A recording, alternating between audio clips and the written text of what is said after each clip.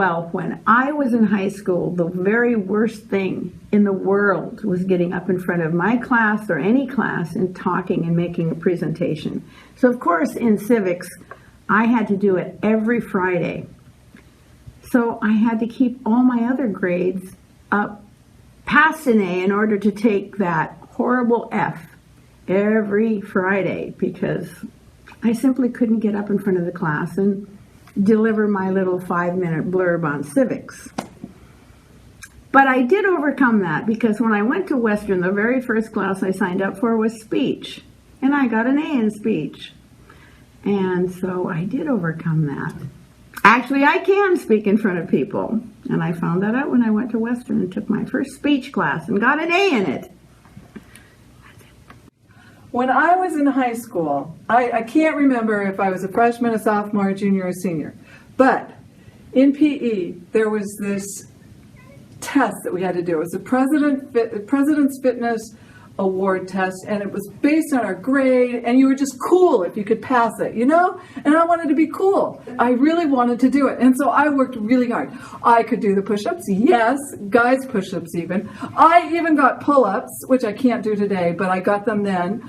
I worked hard on the shuttle run, on the 50-yard dash, and then there was the softball throw. The softball throw, you guys. I knew I could do it. And I went out there full of confidence, and you get 3 tries, and it's the best of your 3. And I went out there, and I got all geared up. I had my 3 balls there, and I got back, and I threw that thing as hard as I could. And oh my, it went like 50 feet. You gotta be kidding me, 50 feet. I had to have 100 feet. I didn't have twice that far. So I knew I could do it the next time. And I did the same thing, and I went back, and I threw it as hard as I could, and it just went straight down almost into the ground. And it was about the same distance. And I was like, okay, this isn't working. I had one more try. And so they said, okay, all you have to do is throw it up higher, Kathy. Just don't throw it so it just goes to the ground and makes this big divot in the ground. Throw it up really high, and then you can get more distance out of it. Okay, I can do that. I will do that. So I got all ready, threw it up so that it went really high, and I watched it, and it was so high, I thought, this is going to make it. And this was even less than the first one, because it went so much higher, and then it just plopped down in the ground. So that was like 30 feet. Oh no, what am I going to do? I'm like 50 feet short here. So I stayed after school, and I not only stayed after school on Monday, but it was Monday, Tuesday, Wednesday, Thursday, Friday, and I want to say for the whole month. And I had friends that were coaching me. Kathy, you just have to put all your weight on your back foot, lift your arm up high, and then throw it and follow through with your foot. And I would do that. And I would do it again and again. And I can't tell you how many times. In fact, I didn't just put 3 balls out in front of me. I got a bucket, you know, those gallon-sized buckets in front of me, so that I didn't have to go chasing the ball every 3 times. And I just practiced, and I practiced, and I practiced. And you know what? Yes, it finally worked.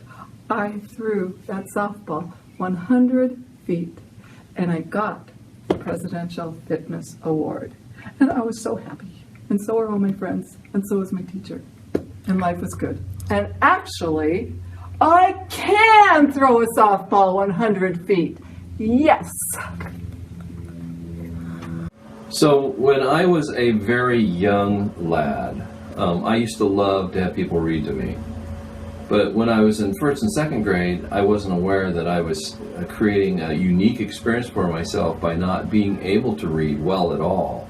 I always had trouble spelling, but I never recognized I couldn't read until I was probably in the 3rd or 4th grade. Had a really favorite teacher that took me aside, I think my 4th grade year in school, and said, he actually took me to the back of the room where no one could hear us talk, and said, Tom, I'm going to give you a D in reading because you're just not reading as well as you should. And at that time, I don't remember ever being upset about it, because it didn't matter to me what grades were about. I just, I enjoyed school. I just couldn't read. So I did all kinds of great things to become a better reader. One of the things I did was I took my reading textbook home every day and I practice read the story that we were going to read the next day in class. So when it came to class time, I could read it. Well, when I was in grade school, I went to a one-room grade school for 6 out of my 8 years in elementary school. And 2 of my best friends in my grade were the best readers on the planet.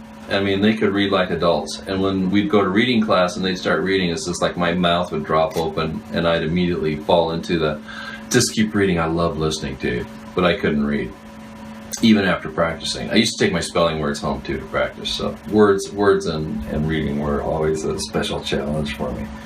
So my mom would make special deals with me. If I'd read so many books, she'd buy me a radio or just all kinds of crazy stuff. And I did that all the way through, actually I did it consistently all the way through 7th grade. Then in 8th grade, I started not taking my reader home to practice. And eventually, by the time I was in 10th grade or a sophomore in high school, I could actually go into the library and pick up a book or a newspaper or a magazine and read just because it was just fun and I enjoyed it.